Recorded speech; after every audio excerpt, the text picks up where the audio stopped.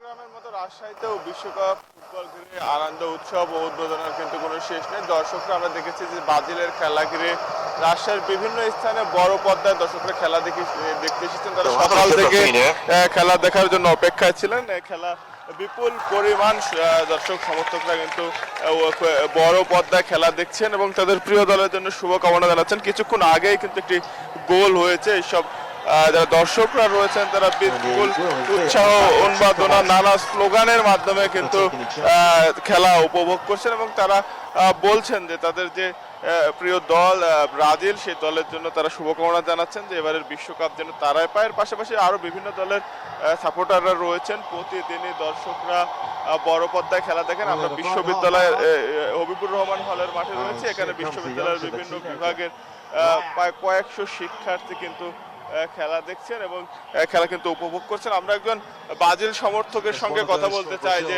এবারের বিশ্বকাপে আসলে ব্রাজিল আপনার প্রত্যাশা অনুযায়ী খেলছে কিনা, কাপ নেওয়ার ব্যাপারে কতটা আশাবাদী? সত্যি বলতে কি আমাদের এবারে টিমটা খুব বেশি শক্ত না, বাট স্টিল যেহেতু ব্রাজিল একটা মানে কি বলে ফুটবলিং নেশন, তো কিছু বলা যায় না ব্রাজিল কখন কামব্যাক করে। লাস্ট ম্যাচে মরক্কোর সাথে একটা খুবই খারাপ বড়ডুবির পরে একটা টেনশন নিয়ে আজকে ম্যাচটা দেখতে আসছি, বাট কুনিয়ার পরপর 2-0 গোলে ব্রাজিলের লিড নেওয়ার পরে টেনশন একটু ইজ হয়েছে। But football is a cinematic game, last minute অবধি কিছু বলা যায় না। তাও আশাবাদী আছি যে গ্রুপ সিতে গ্রুপ চ্যাম্পিয়ন না হলে পারেও গ্রুপ রানার্স আপ হিসেবে আমরা রাউন্ড অফ 32 যাব।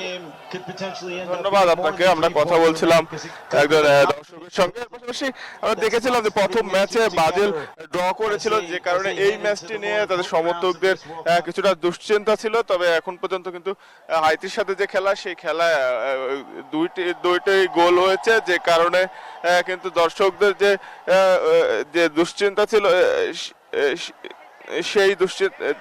সেই দুশ্চিন্তার কিন্তু অবসান হয়েছে। দ্বিতীয় গ্রুপ প্রায় নিশ্চিত, এমনটাই কিন্তু বলছেন দর্শক সমর্থকরা। খেলা ঘিরে রাজশাহী বিশ্ববিদ্যালয়ের পাশাপাশি শহরের বেশ কয়েকটি জায়গাতেও বড় পর্দায় খেলা দেখানো হচ্ছে। সেই সব জায়গাতেও কিন্তু দর্শকদের উপচে পড়া ভিড় রয়েছে।